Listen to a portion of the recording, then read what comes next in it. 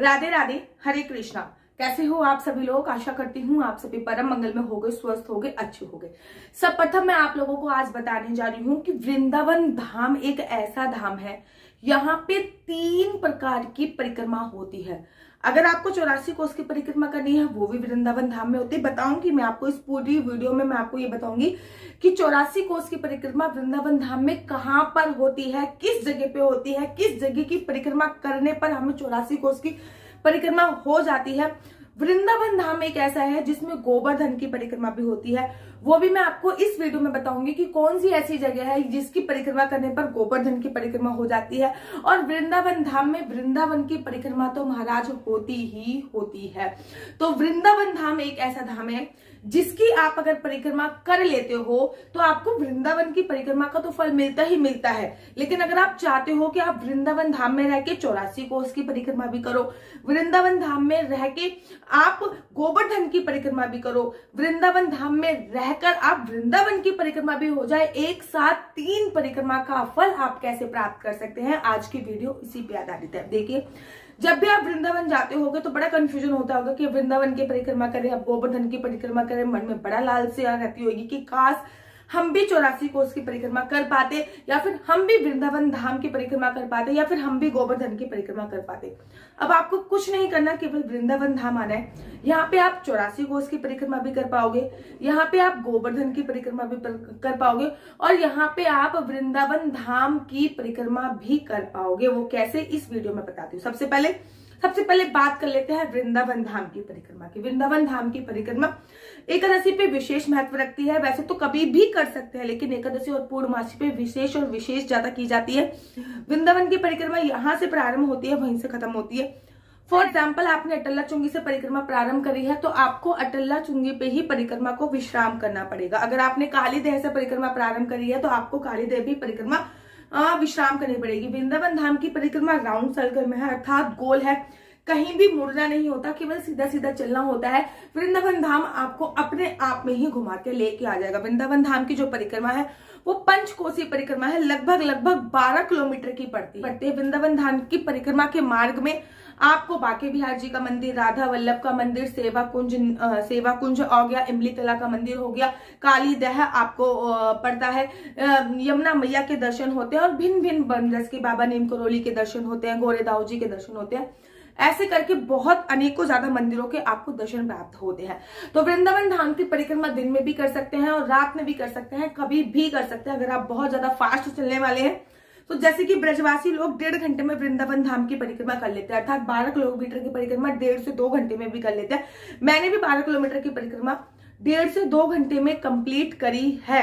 लेकिन आप अगर धीमे चलने वाले हैं या फिर फर्स्ट टाइम कर रहे हैं तो आपको 2 से 3 घंटे इजीली लग जाएंगे, क्योंकि जब मैं अपनी बेटी के साथ परिक्रमा करती हूँ तो मुझे 2.5 से 3 घंटा मैक्सिमम टू मैक्सिमम लग जाता है, क्योंकि मेरी बेटी अभी 1 साल की है। अब मैं बात करती हूँ आप लोगों को गोवर्धन की परिक्रमा में। वृंदावन में एक मंदिर है जिसको बोला जाता है राधा दामोदर जी का मंदिर, सेवा कुंज के पास पड़ता है। इसमें गोवर्धन की एक शिला गोवर्धन की बनी हुई है, जिसमें भगवान के चरणों के निशान है, भगवान की छड़ी के निशान है, गाय के खुर के निशान है, और भगवान का जो शंख था उसके निशान है। ऐसी मान्यता है कि भगवान के एक परम भक्त थे, उनका हमेशा ये संकल्प होता था कि वो रोज सुबह उठ के स्नान वगैरह शौच आदि से निर्वत होकर स्नान करके गोवर्धन की परिक्रमा करते थे। जब वो गोवर्धन की परिक्रमा करते थे उसके बाद आके कुछ भोजन ग्रहण करते थे। डे बाय डे उनकी हालत जो है वो खराब होती चली गई, और जब उनकी हालत खराब होती चली गई तो एक बार वो गोवर्धन की परिक्रमा करने के लिए गए तो गिर गए।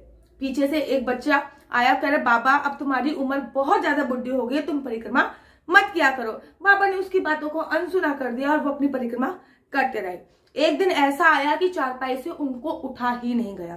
फिर उन्होंने संकल्प ले लिया कि अगर गोवर्धन की परिक्रमा नहीं कर पाया तो आज मैं अन्न जल त्याग दूंगा। ऐसे करते करते उन्होंने अन्न जल त्यागे। उनको 1 दिन हो गया, 2 दिन हो गया, 3 दिन हो गया, 4थे दिन भगवान साक्षात प्रकट हो गए और उन्होंने कहा कि तुम अपना ये संकल्प तोड़ दीजिए, अब तुम्हारा शरीर बहुत ज्यादा दुर्बल हो गया है और मैंने तुम्हारी भक्ति को एक्सेप्ट कर लिया है, मैंने तुम्हारी भक्ति जो है वो कबूल कर ली है।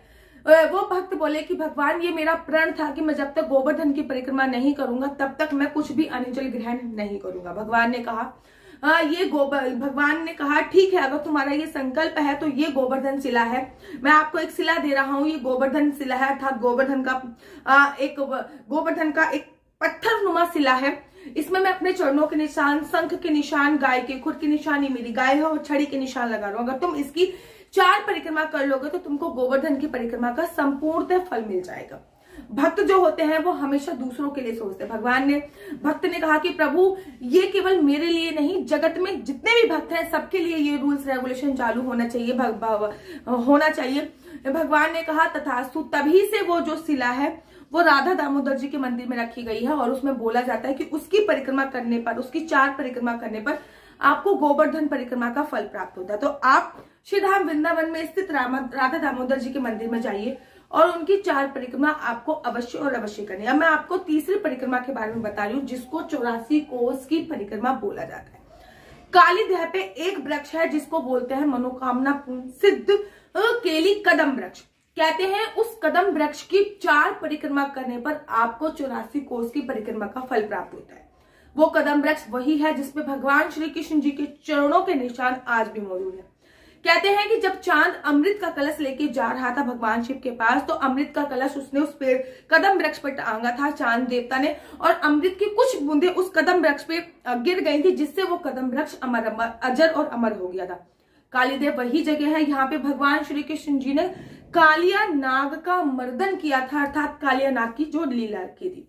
कालिया नाग का मर्दन करने के लिए भगवान श्री कृष्ण जी उस कदम वृक्ष पर चढ़े थे और तभी से वो जो कदम वृक्ष है अंदर से पूरा खोखला हो चुका है, उसमें कुछ भी नहीं है लेकिन ऊपर पूरा हरा भरा है। अगर आप उसकी 4 परिक्रमा कर लेते हो तो भगवान श्री कृष्ण ने ये वरदान स्वयं दिया है कि कोई भी भक्त मेरे इस कदम वृक्ष की 4 परिक्रमा कर लेगा तो उसको 84 कोस की परिक्रमा का फल प्राप्त होगा। ये कालीदेह पे आता है और ये परिक्रमा मार्ग के बीच में ही बढ़ता है। तो आशा करती हूँ आपको ये वीडियो संपूर्णतः समझ में आ गई है कि आप वृंदावन में रह के भी गोवर्धन की और 84 कोस की परिक्रमा कैसे कर सकते हो। अगर आपको मेरी वीडियो अच्छी लगती है तो आप अपना YouTube चैनल हरि बोल को लाइक शेयर सब्सक्राइब करना बिल्कुल भी मत भूलिए। तब तक के लिए मुझे दीजिए इजाजत। राधे राधे, हरे कृष्णा।